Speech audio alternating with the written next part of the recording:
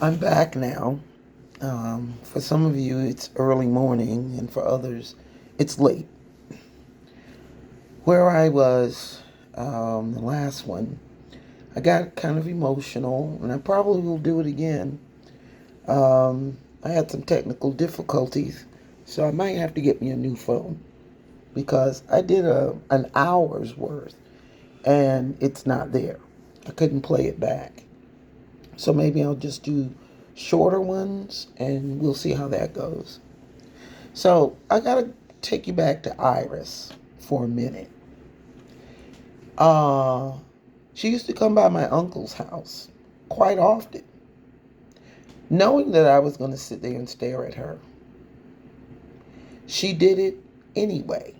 It was like she was defying me by coming, because there's no way anybody with any real sense is going to sit there with their with the man's daughter staring at her the whole time she's there and never says anything.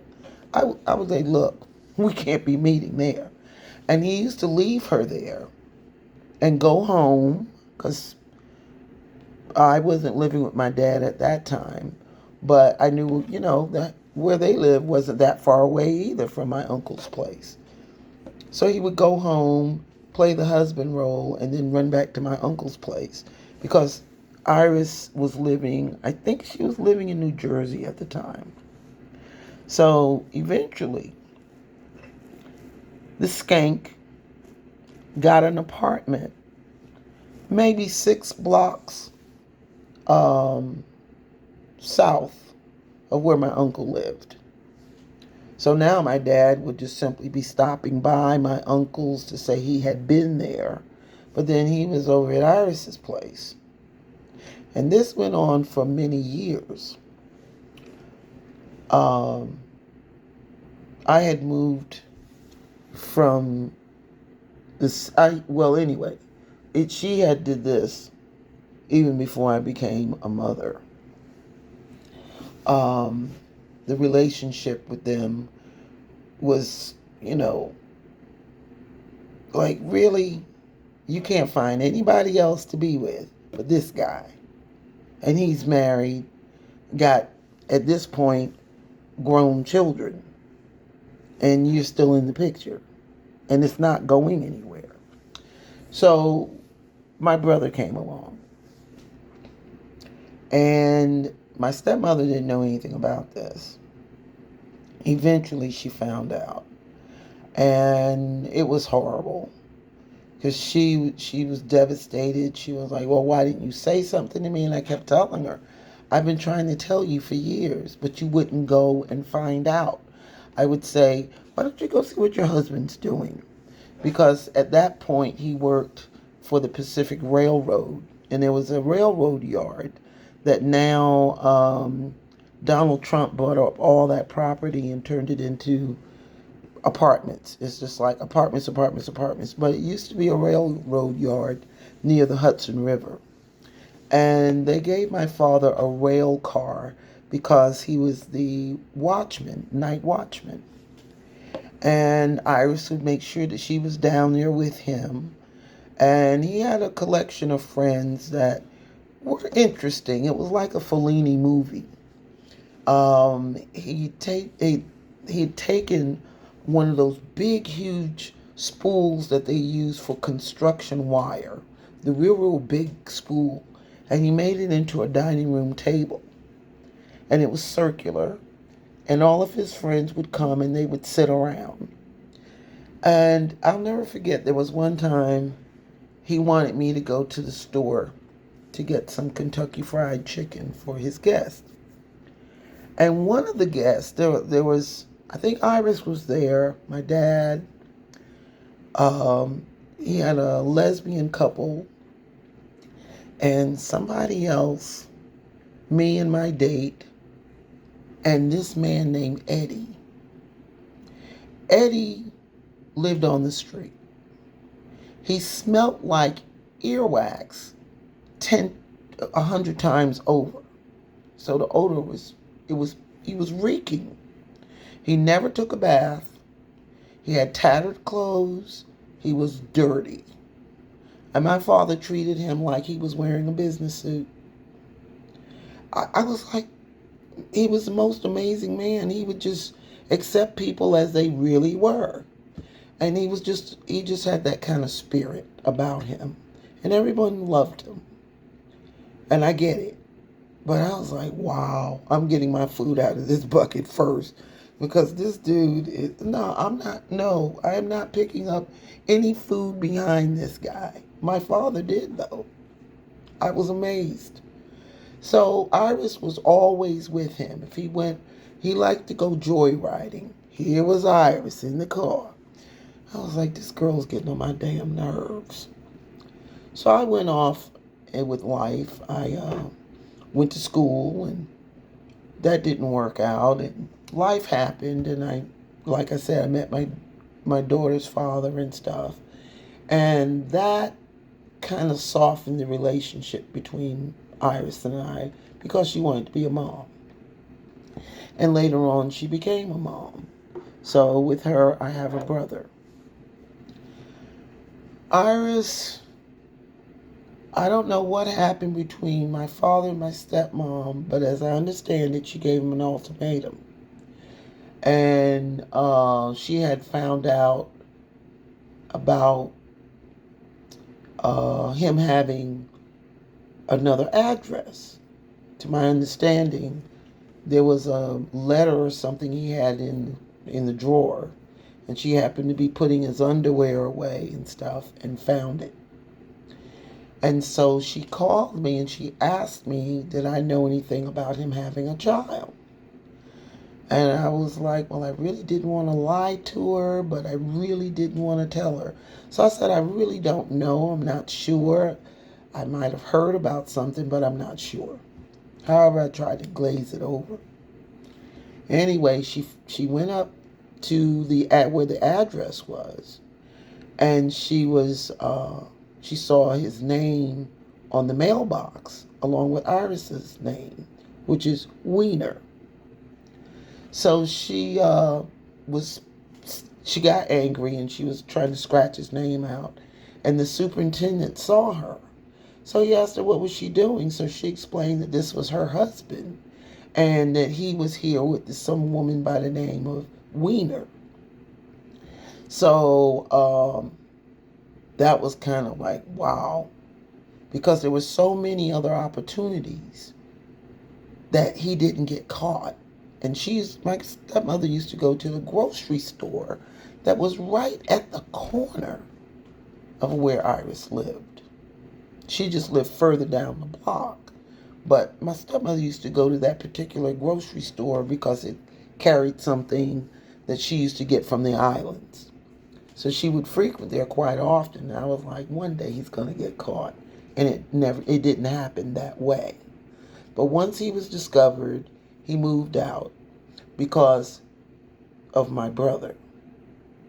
So they in turn moved to New Jersey. And they had this fabulous apartment. It was huge. And it had a separate entrance for the maid. It used to be a doctor's apartment or something like that, they say, and that was his office. So that became my father's hobby room because he was just as multi-talented, or probably even more than me. But that was his space where he did all his stuff. And it was a really nice place. Around this time, their life was what it was. I was living in the Bronx. I had moved to the Bronx, and I had lived with a man, and Tanesa loved him. She knew he wasn't her father, but to her, he was her father. And everything was good with that relationship. He was Danish and Caucasian. And he had so much soul that people thought that he was black. When they would call the house and he'd answer the phone, they had no idea that he was white. And he was just really cool. Everybody just really liked him. And he spoke fluent Spanish. It was amazing to hear him. But all of his friends were black. So, other than his color being what it was, he was black. And we had a very successful art business, from doing brochures to T-shirts. We're still doing protest stuff. The No Nuke movement was out. It was real big. What was it? 3 Mile Island, when they had that nuclear catastrophe. We did T-shirts. Went to DC, sold them out within 30 minutes. We didn't have any more shirts. Made about $1,500 or something like that. But he had a drug problem. He had a friend that got him hooked on freebasing. And that was the end of us. Because that was something I was not going to participate in. I was not going down that road. So we broke up. And she took it hard. Tanesa took it very hard. Because to her, that was her dad. And she started acting out. Started stealing money out of the house. Started just doing all kinds of things. Like, for instance, screaming at the top of her lungs in her bedroom. I had a duplex. A 9-room duplex apartment in the Bronx. She's screaming at the top of her lungs out of her window. Somebody call the police. She's hurting me. She's hurting me. She's up here trying to strangle me. And she is screaming. I'm sitting in the living room window where everyone could see me with my hands out the window and everything. Because I said, this could get really bad for me. And she's just carrying on. So they saw me. People could see me in the window. And she's screaming upstairs that I'm in the room attacking her. So that killed that. And I'm glad I did sit in the window. Because otherwise I'm sure somebody would have called. So that was the backdrop that I was going through. So my uncle was like, let her come stay with me. I'm going to fix this. Well, that didn't work out too well. Because she was complaining that he was being abusive and all this and all that. And I really don't know if he really was being abusive, like she said. Because he never abused me. And I'd known him ever since they say I was in the crib crazy about him. So I never saw that. So my dad was like, they wanted to help me. I had a designing business, a clothing design business. I'd done it for 8 years. I was saving money to buy a house in New Jersey. So my father said, let her come stay with me then. Me and Iris, because they had moved, because they knew after the fiasco had happened with my stepmother, the management asked Iris to move. So they moved to New Jersey and got this big apartment and stuff. So they had enough room for her.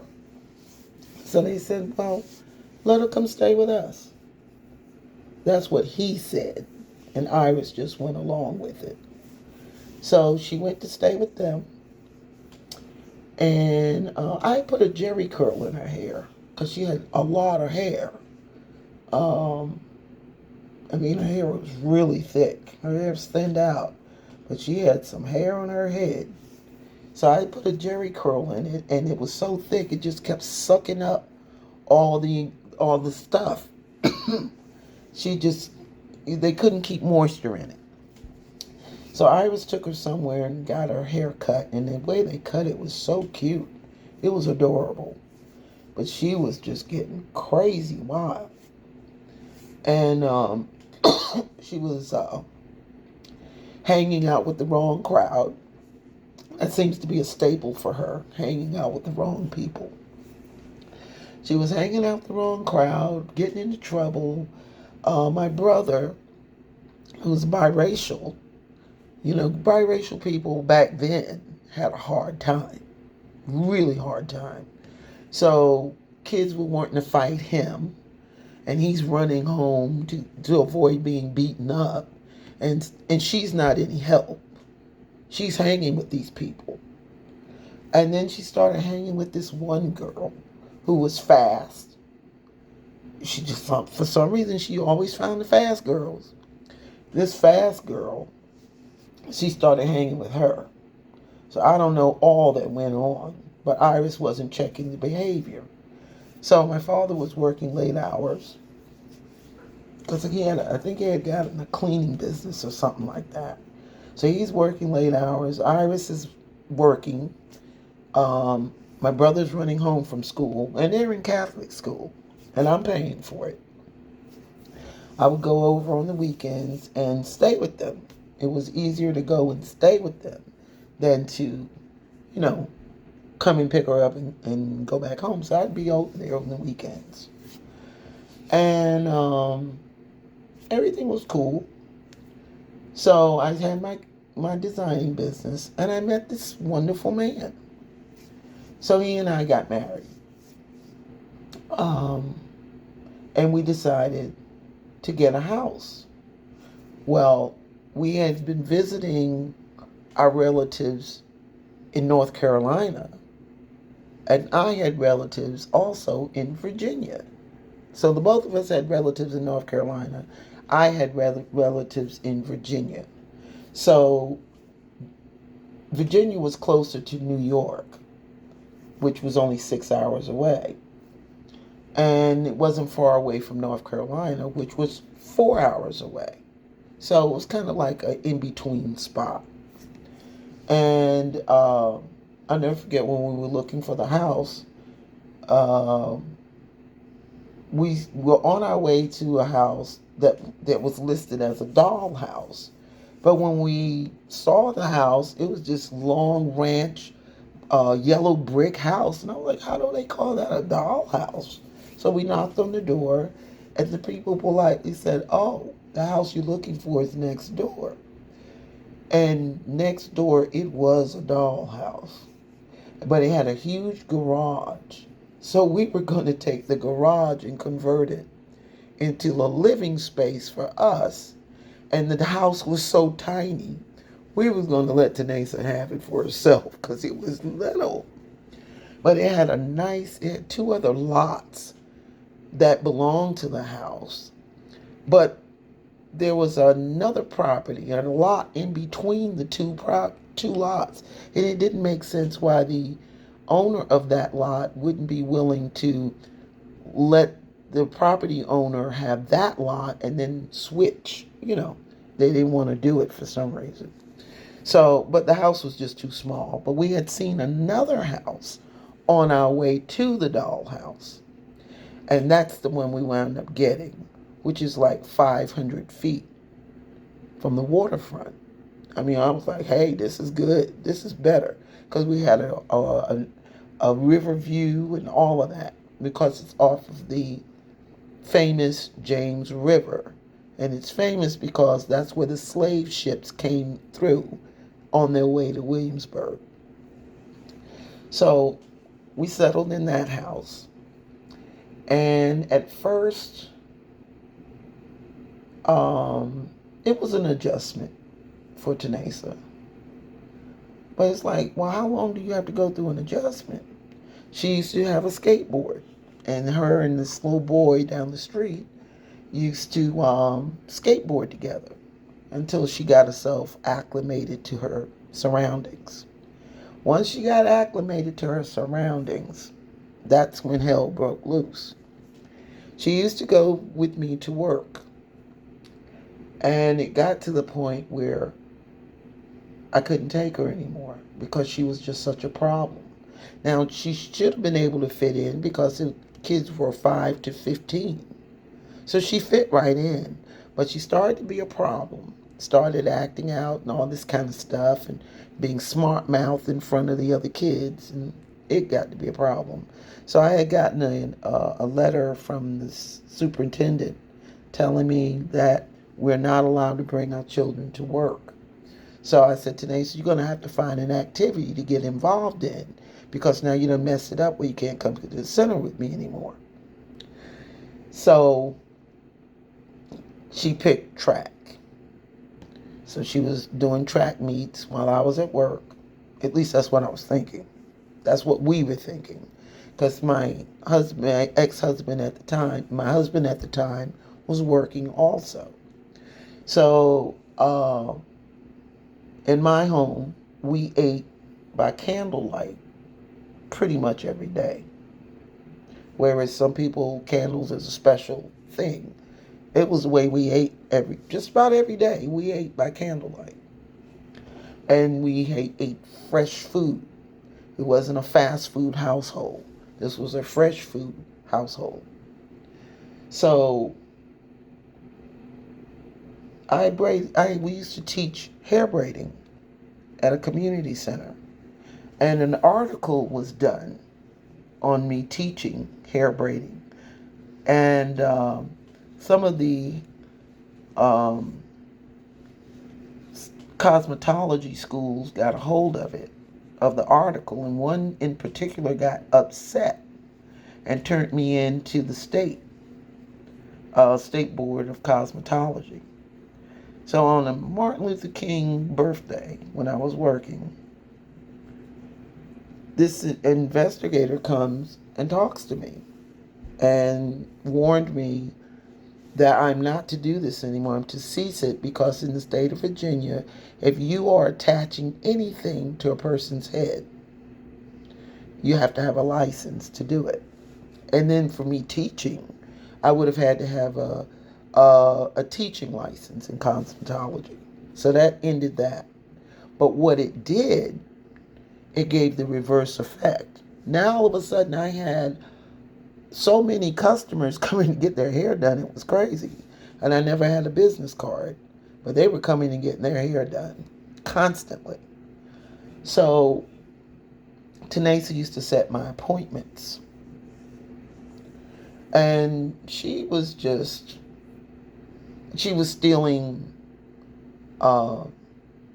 jewelry out the house. I had a cubic zirconia ring that I just, not too long before she stole it, had it appraised, and it was worth $250. I'm like, a cubic zirconia ring is worth this much? Okay. And it was a cocktail ring, so I used to wear it if I went to an art exhibit or something like that. So, Tanasa, we went over to a cookout at a cousin's house.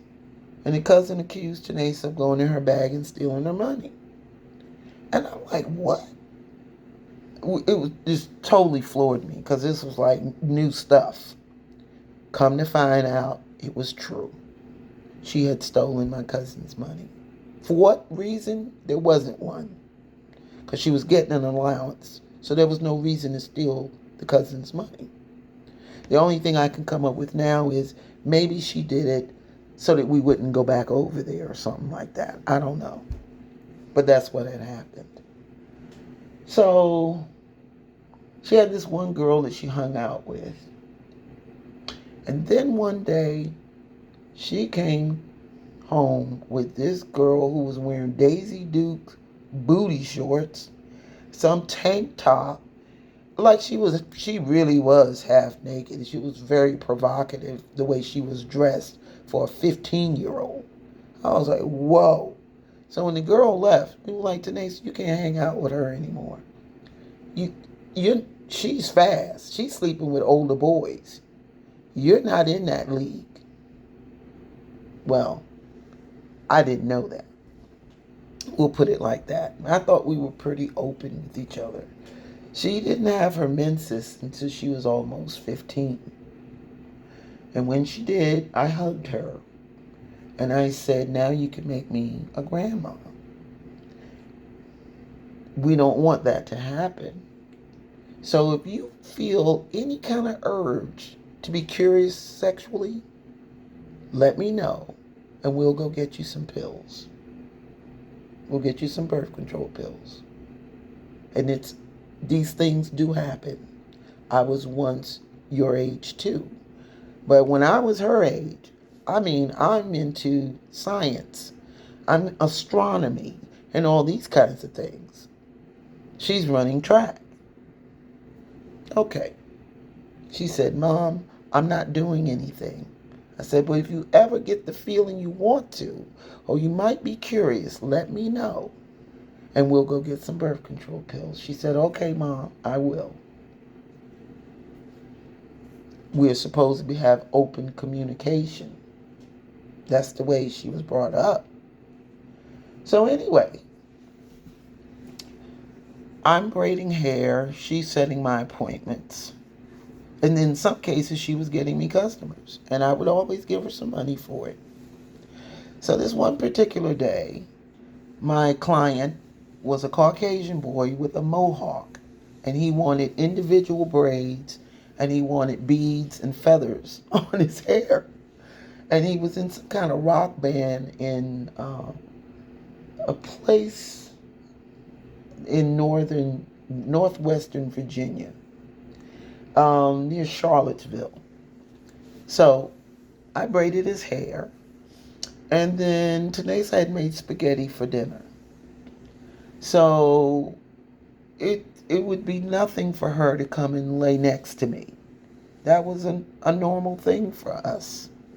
With all the crazy, there was that calm.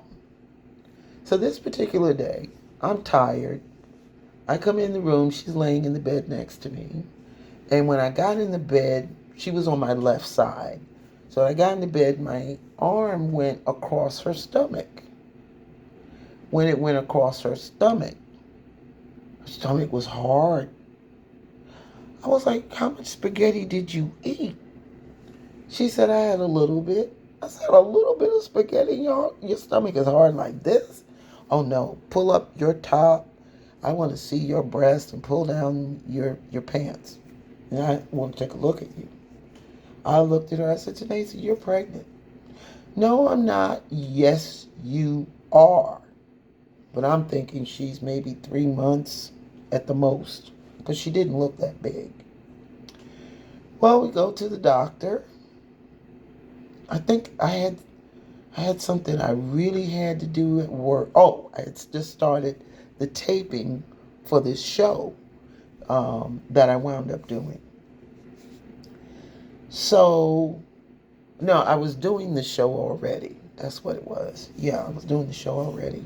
But there was something I had to go to where I could not make it. And my ex-husband wasn't working at the time. So he took her to the doctor. And he called me up and said, you want to hear the news or do you want to hear the news? I said, okay, what's the news? He says, there's not going to be an abortion. That's not going to happen. We have to get ready for a baby that's coming to the house in 6 weeks. I went, you got to be kidding me. Where is the baby? So the doctor explained it to me, the obstetrician. He said, this happens sometimes. Sometimes women get their periods while they're pregnant. And sometimes they don't necessarily look pregnant. And this is what you have going on. She doesn't look pregnant. She looks like she's less months than what she is. But you in 6 weeks, there's going to be a baby in your house. I was howling like a wolf because I could no longer cry. I was cried out. I was just howling. And I called her dad and told him. And it was her dad that calmed me down. Because I was like, I don't believe this. And he said, the only thing she's done is brought life into the world sooner than you wanted her to. But she's not on drugs. She's not in jail. And she's otherwise okay. And that's all it is, though. If you can get that together in your head, you'll be all right. And I did. He calmed me down, and I just went into ready mode. Let's get ready for this baby. We've got to get ready for the baby. So, we get ready for the baby. He comes 6 weeks later. He waited, Amion waited until I finished doing my daughter's hair. When I finished that last piece, and it was a style called corkscrews. When I finished the last corkscrew on her head, That's when she went into labor. I was like, well, I'll be doggone. He wanted her to look cute. So we rushed to the hospital. We couldn't been there very long. And he was born, and I named him, and I cut the umbilical cord and all of that. And when I wanted to leave, and I was like, okay, I'm tired, I'm leaving, he would start to cry. He did this 3 times straight every time I said I was leaving. So I said, I'm going to the bathroom, and I waved to everyone, including the girl that called me. The last time I saw her was in the delivery room with Abion. So that's been a long time ago. She's the one that called when I was getting ready to go on and talk with Nandy. So my mother's second sister was in the room. I got the heck on. My ex-husband came into the room, and I think I left them all there and drove home. So I'm like, well, who's the father? So she tells me a boy who's the father and stuff. Abion damn sure looked like him. And this guy was lighter than Tanesa. And he has green eyes. Well, Abion was lighter than Tanesa. And he had hazel brown eyes. So she said that was the father. And I was like, I don't believe you. His cousin attended the community center where I was working. And he had a crush on Tanesa. And she seemed like she had a little crush on him. But no, he was just up front. She was going for the big dog, who had a job. He was working at the shipyard and had a child and a fiance. That's who she wants to mess around with. So while I was at work and she had created this thing where she couldn't be there with me, she's supposed to be out running track. She was running track all right, but it wasn't the kind of track around the course. So she said it was him. Well, I go to court. I got Abby on because we're getting ready to do this blood test. She wasn't with me. She was in school. The mother says, that's not my son's baby. And I'm looking at him and I'm looking at Abion. And I said, wait a minute, lady. Were you there at my house or wherever this took place? Because this baby's the same complexion as your son.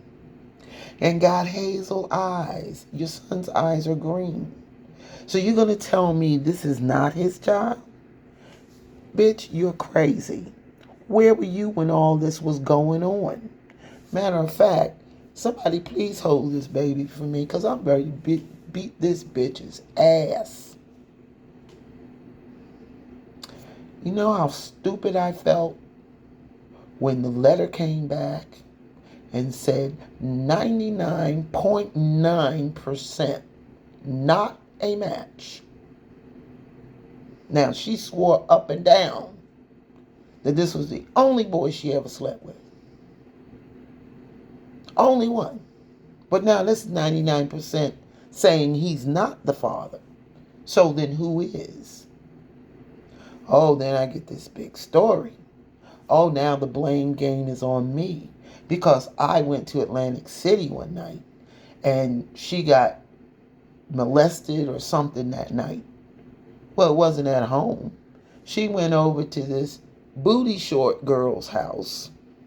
I forget what her name was. But she's going to bring her over to meet us.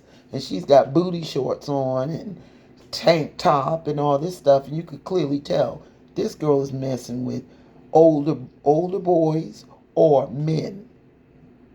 And we told her not to mess around with this girl. But she was hanging with her. When I left to go to Atlantic City, she takes it upon herself to go over to the girl's house. Now, I don't know if they were drinking over there or what, but she claims she was molested, but didn't say anything to anybody. We didn't know nothing. Nothing at all.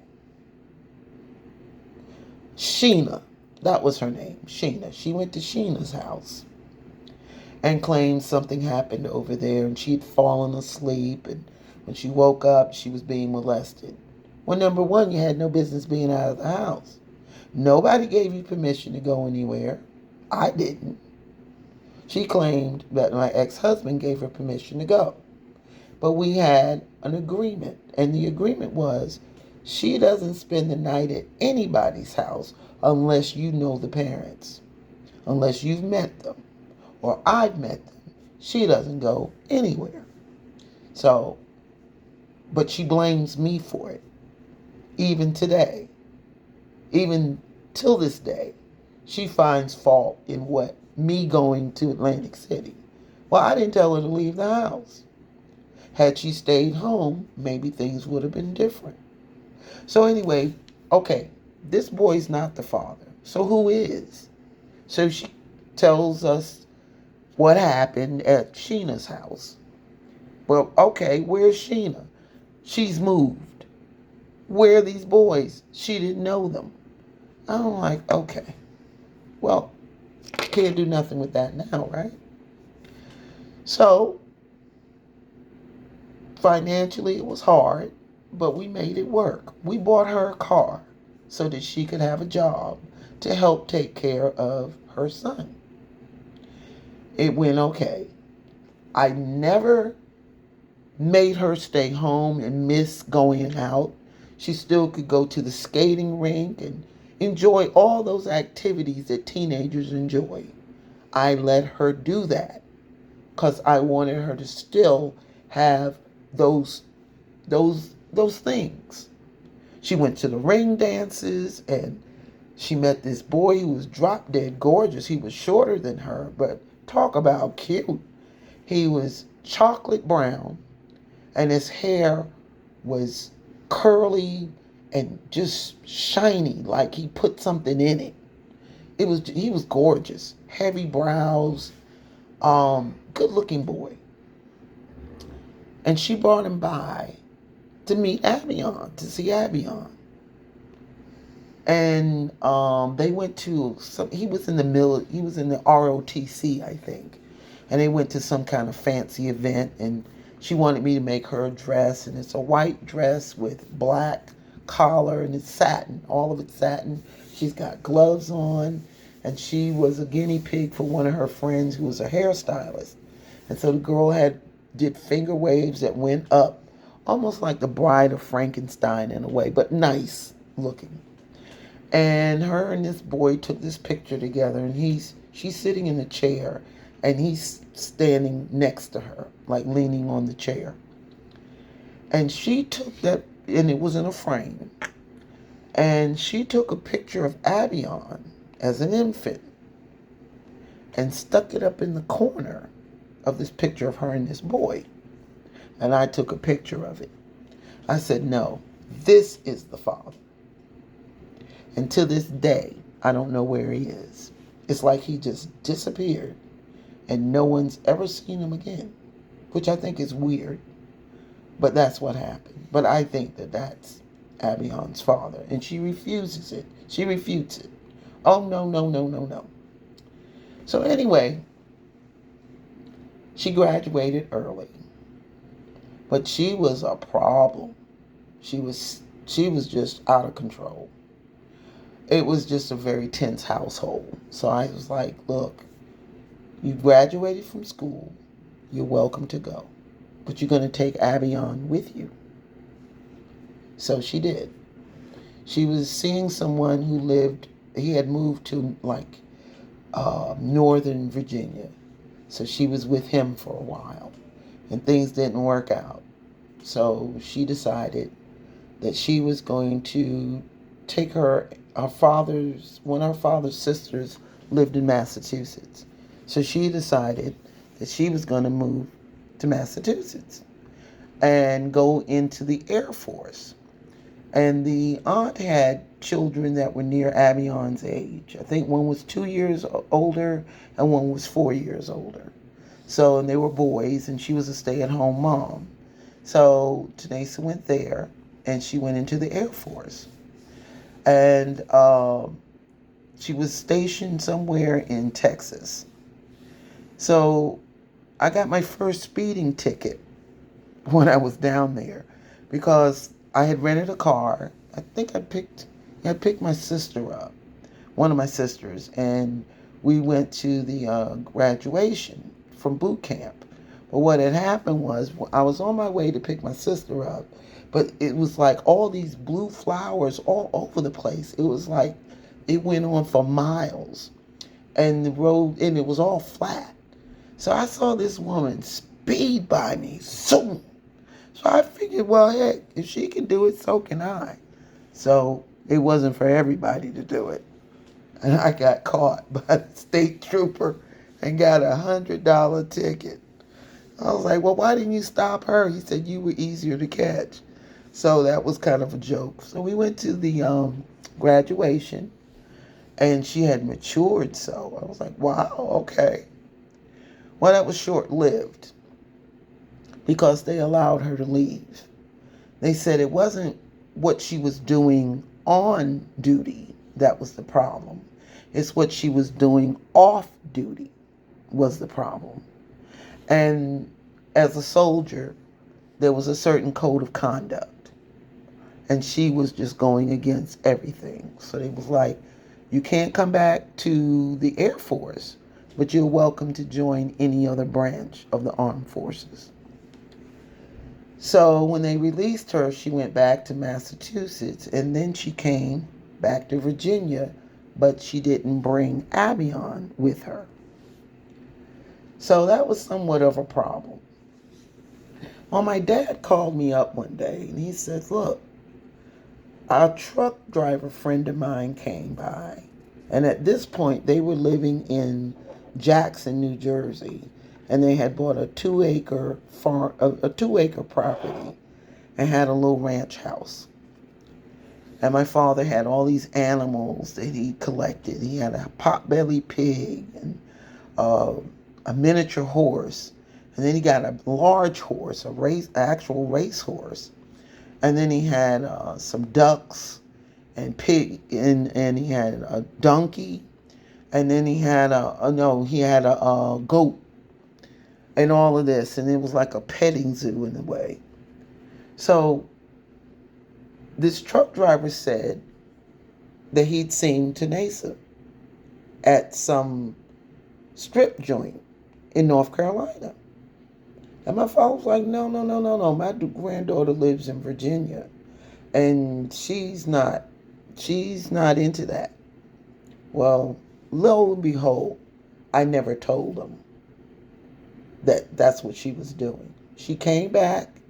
She once again finds some sleazy girl to hang out with, and this girl was a stripper.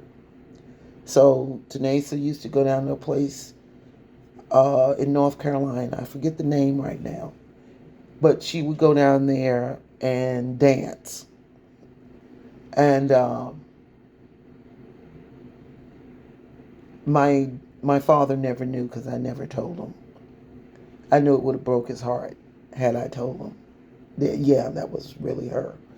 So this was what was going on. So she and I were not seeing eye to eye, but she was still there.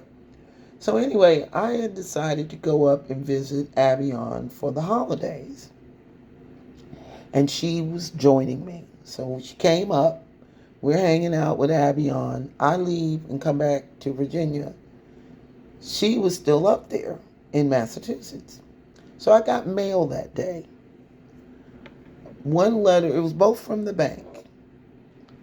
The first letter I opened said, your bank account is overdrawn.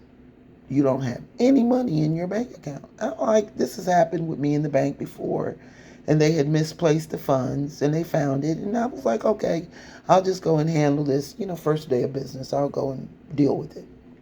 But the second envelope had all of my canceled checks. What do I see?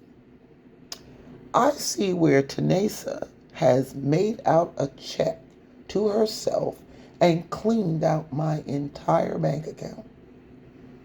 And I'm like, this girl was just looking me in my face up in Massachusetts, knowing what she'd done to me, and looking at me like everything is good. I was so hurt. I'm like, after all I'm done and all that I'm doing, what else is there? I was so angry. I said, I'm going to fix you. We done bought you a car. We're up here taking care of your baby. I'm up here sending money to him. I'm going up and visiting him. I'm doing all this stuff. I turned her in. So that case that Nandy saw, it's real. It was me. I just didn't want to tell Nandy. Because, I mean, it was none of her business to know all that. But she did her homework. That's why I went on her show. Because I said, this girl's done her homework. So they were going to charge her with a felony. And because of me and my reputation, they reduced it to community service. So she got off really good. So she did a community service. And around that time, she was seeing this guy who wound up, she called me up. She was frantic. She was living with this guy, and the DEA, drug enforcement, came and kicked the door in and all this and all that, and arrested him for drug trafficking. So he went to jail, and his mother decided to move to Jacksonville, Florida, and asked her, did she want to go? And she said yes. And she asked me, what did I think? And I said, it'll give you a fresh start. You can get your life together. And so that's how she wound up in Jacksonville. And the aunt didn't want to let Abion go. So we had to go to court to unravel that. And my father wanted to raise Abion. So he was like, I want my grandson with me because he's a McInnes and he needs to be with us.